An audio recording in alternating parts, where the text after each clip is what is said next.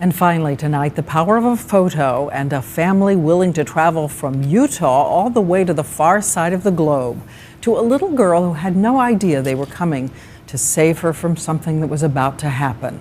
It's part of our joint mission with the Gates Foundation to bring stories of all the ways we can save a life around the world.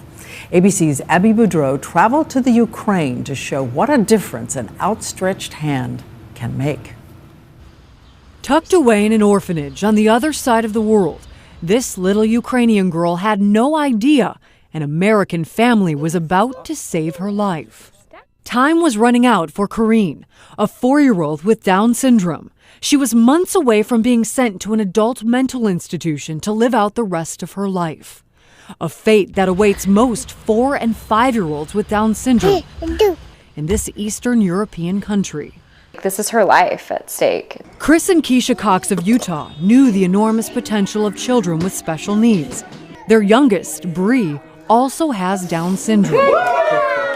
After they saw this picture of Corrine online, the Coxes knew they had a mission and they had to move fast.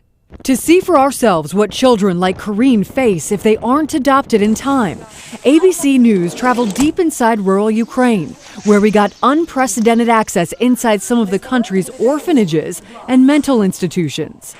We found young children with Down syndrome living among the severely mentally ill.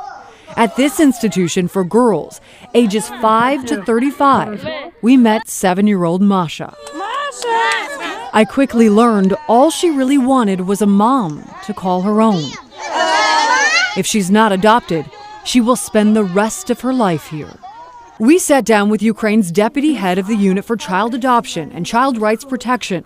She denies that children with Down syndrome are living in adult mental institutions. But we told her about what we saw. We have to fix it. Chris and Keisha Cox learned about the plight of Ukraine's children with Down syndrome with the help of a website called Reese's Rainbow.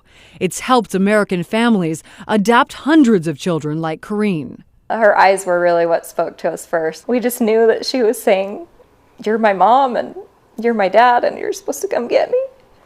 So the Coxes made the 6,000-mile journey to Ukraine. The second she walked through that door, we just knew that the journey we were on is where we were supposed to be. What was it like when she hugged you? It was exactly what I needed. The Coxes spent 32 days in Ukraine with their new daughter, who they renamed Mia. Who's this? Is Papa? Papa? Papa. Oh my gosh! Then finally, they walked out of her orphanage, hand in hand, as she looked back one last time at the life she was leaving behind. It was time to make the long journey home to Utah. She was worth something now, and you could see it in her eyes.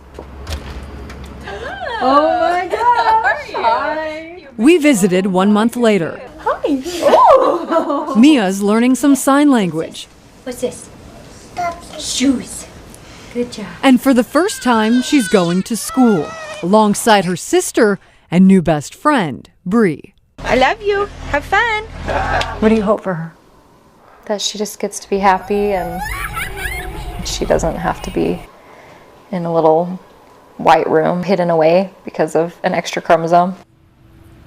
And what is next for Mia, little Mia? Well, now she will have a chance to reach her greatest potential. She'll be able to go to school. She could get a job. She will get a job. And you know what? One of these days she may even have her own family to call her own. So, the sky's the limit for this little one. And the website is Reese's Rainbow. It is Reese's Rainbow. We have so much more on abc.com, all about the charities and what they're doing to help these little kids. Okay, Abby, thank you so much.